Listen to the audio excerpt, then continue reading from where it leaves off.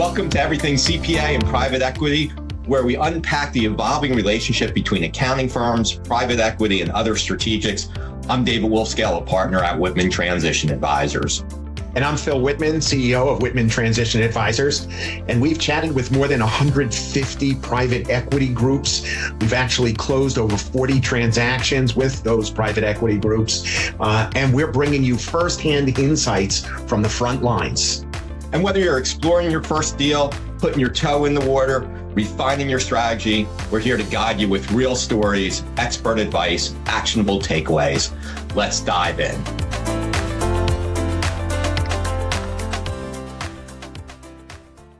Welcome, everybody, to another episode of Everything CPA and Private Equity. We're a resource for leaders in the CPA market to understand what's going on in the marketplace that's been changing so rapidly. Today, and Phil will introduce our guests in a moment, but we try and bring people on that have insights, again, to share with our audience. So, Phil, why don't you introduce our guests? All righty. Thank you so much, David. You know, I think today is going to be a blockbuster edition of this podcast, and it's a real honor today. And I want to first and foremost thank Michael Horwitz, who's the executive director of the BDO Alliance USA, of which Whitman Transition Advisors became a member of within the past year. So welcome, Michael. Thanks to Michael. And I will let Michael share the relationship. But Michael, in one of our monthly conversations, suggested to me that, hey, how cool would it be to bring Stanley Goldstein on? And I believe somehow there's a cousin relationship here. I'll let Michael explain that. But I used to bump into Stanley Goldstein, who's the chairman of the Knickerbocker Financial Group. I used to bump into him weekly at the Princeton Club of New York City, where he was mentoring young folks. He was always meeting with someone and helping them. Now, for those of you who are too young to know, Stanley is an icon in the public accounting industry. I've been saying that there's never been a better time to be a CPA or CPA firm, but I'm willing to bet that back in the day, late 90s, maybe 97, 98, 99, and Stanley could share the story. Stanley, along with his partners at a wonderful firm, GGK, Goldstein, Golub, and Kessler, were one of the first, if not the first firms to do a transaction with American Express. So much so that I remember referring to GGK as GGK American Express.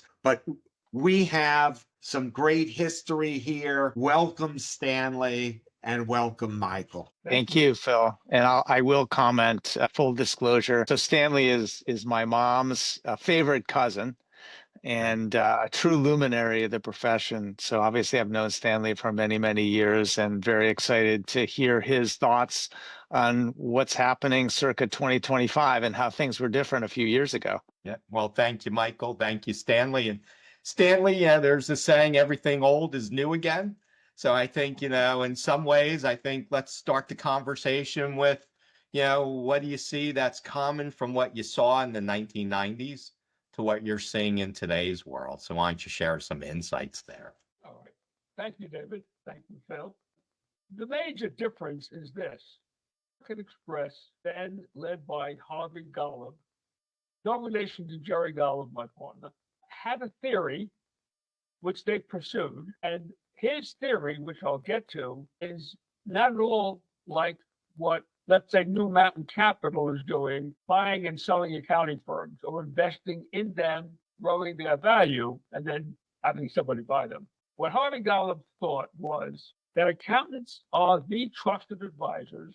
They will do most anything, their clients will do almost anything the accountant advises, which was true. And why don't we get these accounting firms on our team, and they will bring their clients into one of our services, the credit card, the travel, the maybe even investment advisory services. But we are almost a conglomerate, and we have various things to sell once we get the client in the door.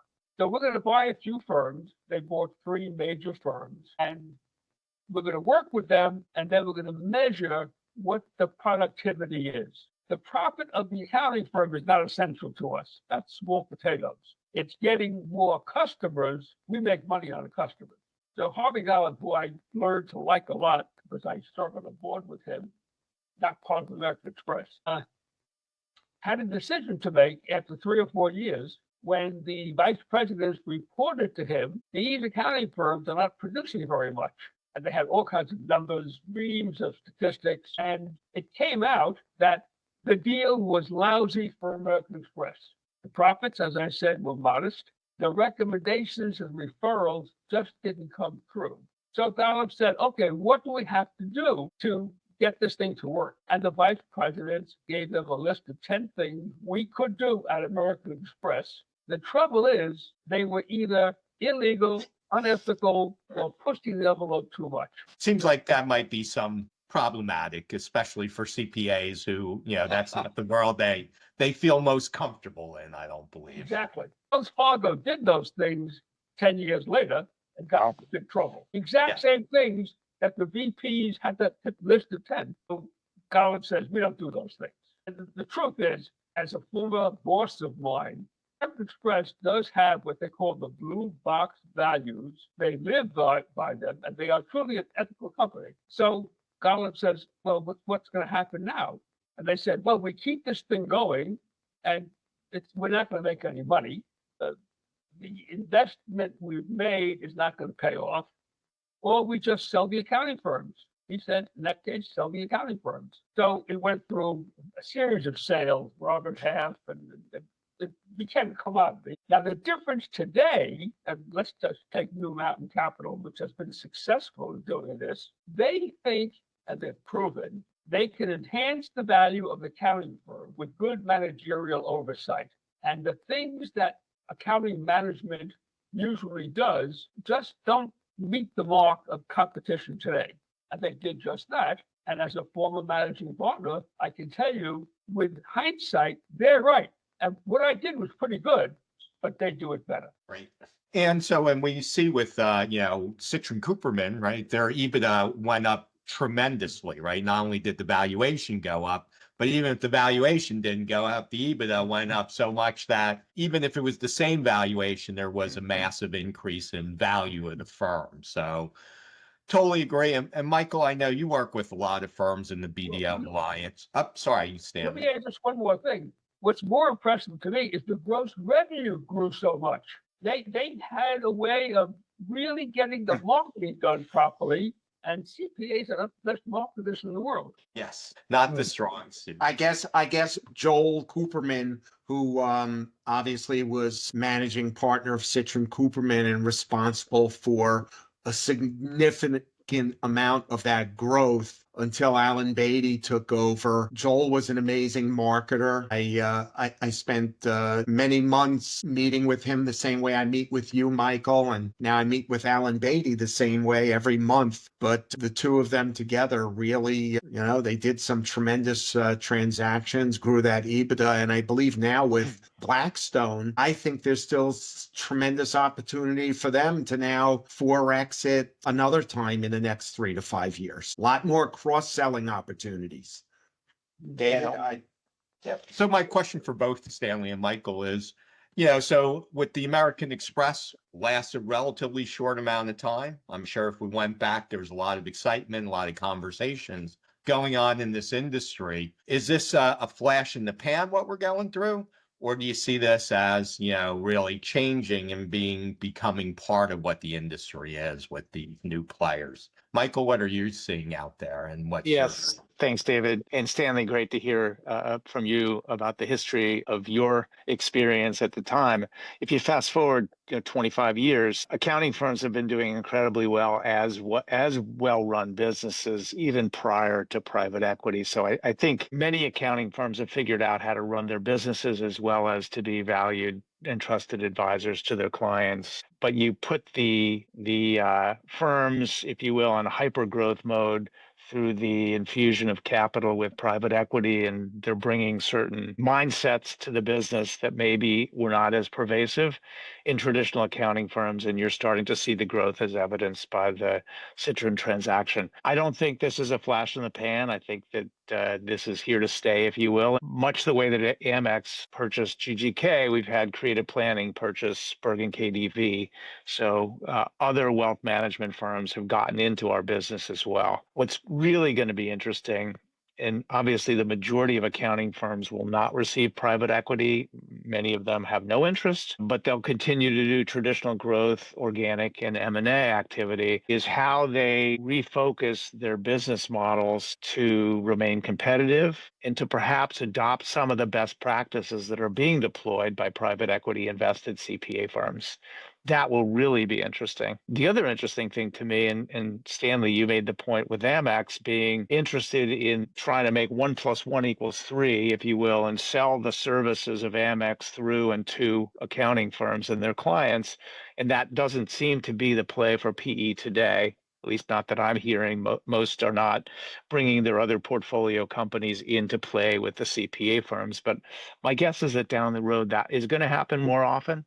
And that can only be more accretive to their investments in CPA firms. Right. And Stanley, thank you, Michael. And Stanley, any thoughts? Is this a flash in the pan, or is this now has become ingrained in our, Not a flash in the pan, but I want to comment on one thing Michael said, which I think is very pertinent, that accounting firms have caught on and have adopted some of the techniques that, let's say, Joel Cooperman used with Blue Mountain Capital, and the management of accounting firms has improved. And as one once did it, I look back and said, my God, we were so much in the dark ages. The reason this is not a flash from the pan is that both parties benefit in these transactions. The partners who get a cash bonus up front pay off their mortgages, they feel secure. And this is a rare event where you have monetized the value of a service firm. Before American Express, accounting firms were dead in the water as far as value to pass on to their heirs. If you start to do the software firm and you have $50 million in revenue, you can go public, you can get bought. Accounting firms didn't have that exit strategy available. There were some upward mergers, but it didn't really cash people out and ensure their long-term security. In fact, quite the opposite. There's a famous case of Lavendel, Kreckstein, Horwath, and Horwath, a huge firm as big as BDO. And in fact, they were competitive. And they did not fund their retirement benefits. They bought many small firms. They extended one step too far. The firm imploded, and the partners walked away with nothing at all, no money at all. They scattered, went to different firms. Some made a living, some didn't.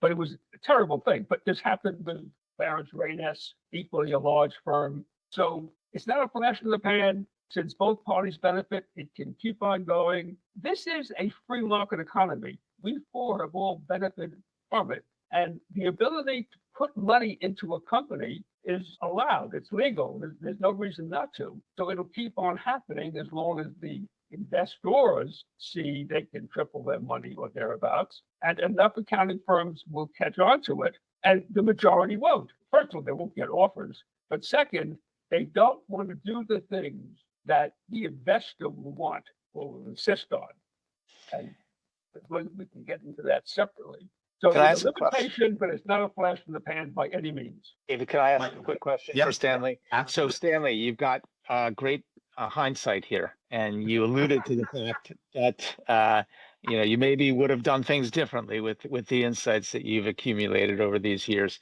So what recommendations do you have for independent firms today, most of whom, flash forward, have still not funded partner retirements? 98% still haven't funded partner. Should a firm that wants to maintain their independence yet may be competitive with these PE-backed firms, what should they be doing? Well, investing more in technology, investing more in the marketing function, pressing the partners to become marketers, which is not easy. It is the biggest hurdle I had, and my success was modest. And then generally spending time to learn the managerial techniques. Going back to Peter Drucker, how do you run a business? And accountants were too interested in billing more time, doing work papers very well. And so things like management and marketing were alien to the personalities and the habits of many CPAs. But as Michael said a little while ago, they're catching on. Stanley, I find it very, very funny that you said compared to now, you were in the dark ages. You know, the truth of the matter is, GGK, you guys were on the forefront back then of whatever technologies there were, and you really built an amazing firm. The question I have for you is, you know, what advice would you give to the managing partners that are just sitting on the sidelines and haven't made a decision and know relatively little of what's going on with private equity and other strategic investors coming into the public accounting marketplace? What advice would you give them? Well, first, have an open mind. Private equity is not prostitution. It's not illegal. It's not immoral. It's one more technique at your disposal if you get an offer. Be tougher in running the firm. Get rid of partners that are non-productive. No matter how long you've known this guy, if he's not carrying his weight, he goes. That's much easier done when New Mountain is your boss than when you have worked with these guys for a long time. We're soft compared to what they are now. You know, that's an excellent point. You know, I was at a conference this past week, and one of the things that they said is exactly what you just said. You know, most business owners are too soft. You know, they'll say something like, oh, you know, that's just Michael. Michael's always been that way, and we're accepting of Michael, and that's okay. Not realizing how bad it might be for the culture of the organization, of the firm. And so what at this conference, they said, you got to be tough. You got to be a tough boss, and you got to hold people accountable that aren't accountable. So I think what you said is absolutely right. You know, you got to fire that non-performing partner. The point is also well taken that putting up with idiosyncrasies is fine in a 16-partner firm where you get along well. If you're an outside manager, you can't say, oh, that's Michael. That's the way he does things. No. We do things a certain way. If he doesn't want to do them that way, go to Price Waterhouse, go someplace else. So Phil and David, you talk to lots of firms. Are you seeing a transformation in governance strategies and more firms moving perhaps away from traditional partnerships to more corporate governance? I think that the market is really divided, right? The larger the firm, the more likely they are to have taken that, right? The smaller the firm, the less likely they have to really. Now, again, in the small firm, if it's me and you, we might not need to change governance because we meet and we make decisions. But we're seeing the larger firms are moving. Another thing that we're starting to see, and we do a lot of presentations on this, is how is the new competition going to impact you? Because if you want to remain independent, awesome, right? Nothing wrong with that. But your world has changed, right? The quality of your competitors have changed. The way they look at the world has changed. And although you can remain independent, you probably can't remain independent and stay the same. Exactly. Yeah, you're going to need a stack of money to compete in the merger arena alone. We have a client, and he was sitting on the sidelines, and he said, you know, my deal flow has completely dried up. As a matter of fact, one transaction, I even was going to put $3 million of cash up front, but private equity came in and they put $10 million of cash up front. That managing partner has now decided to take on a minority investor so that he has capital to compete in the merger and acquisition arena. So Michael and Stanley, you know, we had Dave and Nish from Ascend on, and they're one of the private equity firms that have proof of concept, right? They're a top 20 or 25 firm. And I forget which one, but they said there's clearly going to be winners and losers, right, as the industry changes. So any insights into what's going to make the winners versus the losers? And they feel the gap's going to get bigger. Right? The winners are going to grow, increase profitability. Some of the losers are going to get smaller and really struggle. Any insights into what you think are some of those differences? Michael, you seem enthusiastic about my. I don't want to cut in front of the legend, but I have a couple of thoughts on this topic. I'll just share briefly. You alluded to a couple of those, Stanley, investing in technology and the differences that firms are making in their willingness not to give lip service to it, but actually to make it happen and to pay close attention to the efficiencies. You can't do everything with all technology, but be purposeful. Investing in people, we've been talking about this forever. I think the pendulum swung a little bit back in favor of the firm versus the team members today, but this is continual back and forth, continuing to invest in your next generation of leaders. I think it's critically important to invest in relationships and really thinking about our business as a relationship business and making the effort to dig deeper from a service perspective to maybe be a little more consultative and less compliance and commoditized, and be thoughtful about your pricing and communicate better with your clients in terms of why you're worth what you charge and charge for fair value. And then the fourth thing I would say is expand the service offering. So get deeper into your client base. We all know how hard it is to develop a new client relationship, and that first service in is critical to the relationship, but don't wait too long to start introducing other ancillary services that would be value-added services, sometimes on the advisory side, sometimes connected to maybe if you're a tax service provider and you're providing tax compliance, move into some tax consultative activities and areas. That's going to broaden and deepen your relationship. You can be very competitive and certainly thrive as an independent firm, but it's harder and harder these days, and you need to be smarter and smarter. And I'm going to throw out a pitch for BDO, right? I think the firms that are going to be winners are also the firms that are going to invest in making themselves better. And I think the firms that are part of that BDO network that Michael is in charge of. It's an alliance, David. The firms that are part of that alliance, they've made that commitment to invest in themselves, to hear best practices, to be in a place where you're around smart people on a regular basis. So I think that's also an important piece. Hey, David, I have, close to a closing question for both Stanley and Michael. You both obviously know more than the average Joe when it comes to CPA firms. Stanley, you've run CPA firms. Michael, you've been running this alliance and know multiple CPA firms. For both of you, knowing what you now know, if you were a private equity fund manager and you saw a giant like Blackstone coming into the public accounting industry, would you invest in the business of public accounting? Stanley?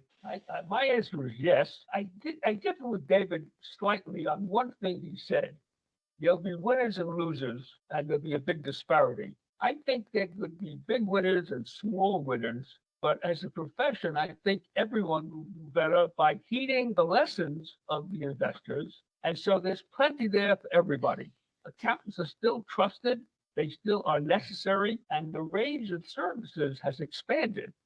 So I don't think this is a shrinking pie. The other thing I would suggest is accountants should invest in the profession, join state society, join the AICPA, get involved with committees, help each other.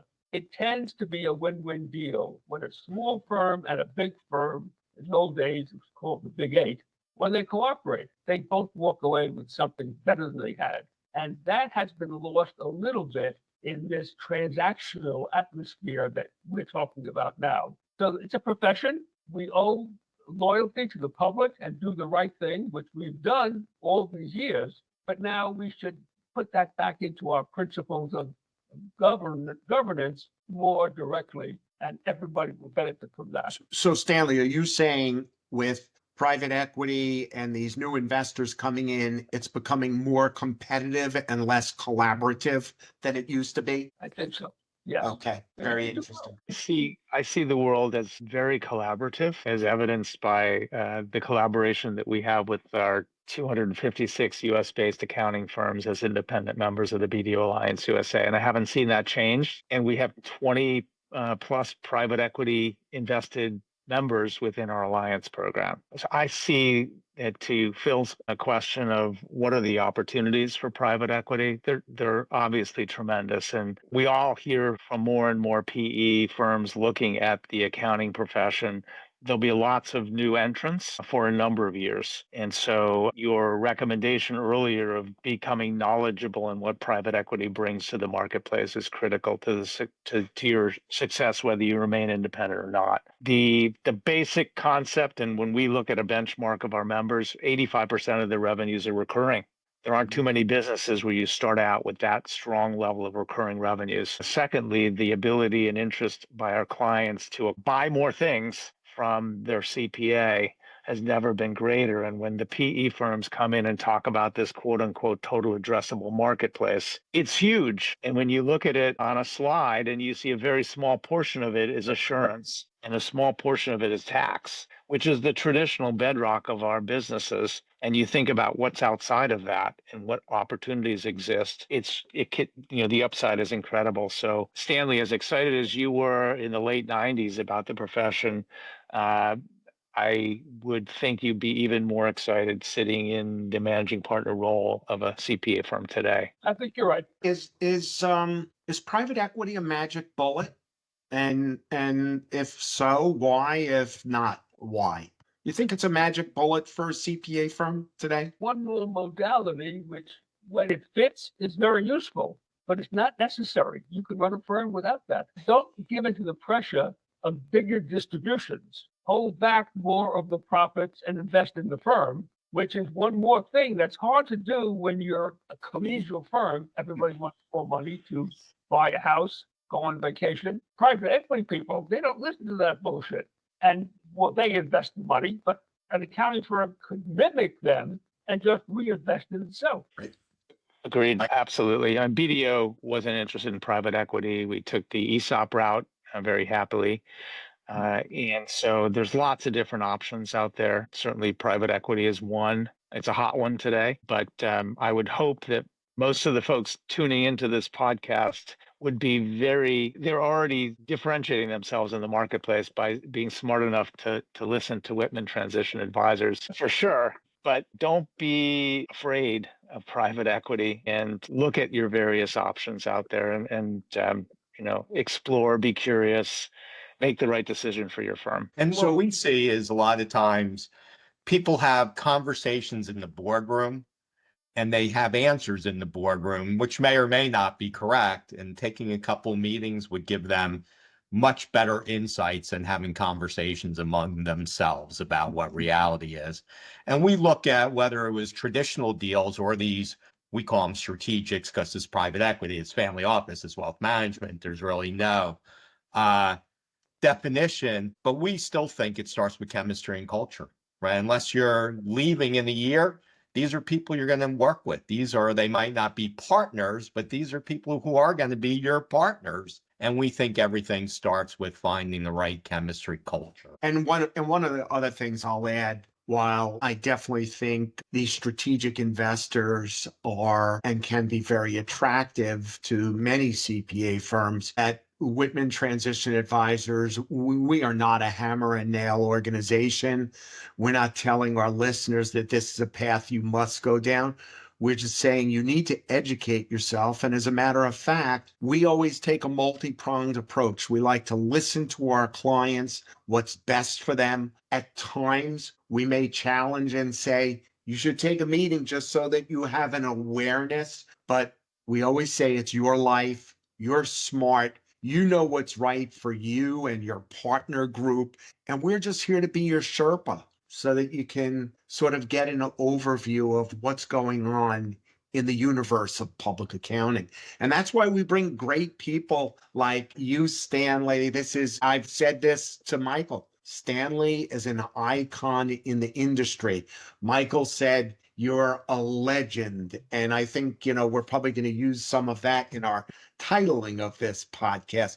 It's an honor to have you here. Michael, it's a blessing to be part of the BDO Alliance with you leading it. And obviously, thanks to you that we have this opportunity to have this chat with Stanley. I think our listenership's going to go through the roof when we put that title. Thank you for that, Stanley and Michael. So as we get ready to wrap up, Any final thoughts that you'd like to share? Michael, on you go first, and we'll let Stanley, the legend, the man here, we'll let you wrap up this episode. So Michael, any final thoughts? I'll just be brief and say we're blessed to be in the profession at this time, and I'm very, very excited about the future. The future is bright. Stanley. I would agree. So I'd also say be optimistic. You have different ways to build your firm. There's a panoply of weapons out there. Private equity is one. There are others, but look forward to prosperity. We will all do well. I agree with that. We're recording this during the NCAA basketball tournament, and I have to ask Stanley, you're sporting a Southern Miss jacket. I don't even know if they're in the tournament, but what's going on there? They're not in the. It's my grandson played football there, so I was a loyal fan, and that institution had some great people playing, like Brett Favre. It has not done so well recently, but fun to root for a team. And Michael, what team are you? Because I see you're also This is actually our kids' secondary school, Buckingham, Brown and Nichols in Cambridge, Massachusetts. Well, I'm going to, as a Wildcat, University of Arizona, I'm going to say go Cats, because we are here at the NCAA tournament. And, some final thoughts. It's about investing yourself. BDO is a great resource to do that, the BDO Alliance. And there's others as well. But I think this is a time of great opportunities, and investing in yourself, investing in your team is a great way to make sure that you maximize those opportunities. So on behalf of myself and Phil and our wonderful guests today, Stanley and Michael, very much appreciative. If you like what you're hearing, like, subscribe, do all those type of things. If you have a question, we're here to help. And everybody, go crush the day, and thank you. Thank you. Thank you for tuning into Everything CPA and Private Equity. Every episode brings fresh insight. However, there's always more to talk about. Don't miss an episode. Subscribe wherever you watch podcasts. Have a question or topic you'd like us to cover? We'd love for you to reach out to us. Together, we will help you navigate this dynamic landscape so that we can help you achieve your goals. Until next time, keep making moves that matter. Thanks for listening, and we'll see you on the next episode.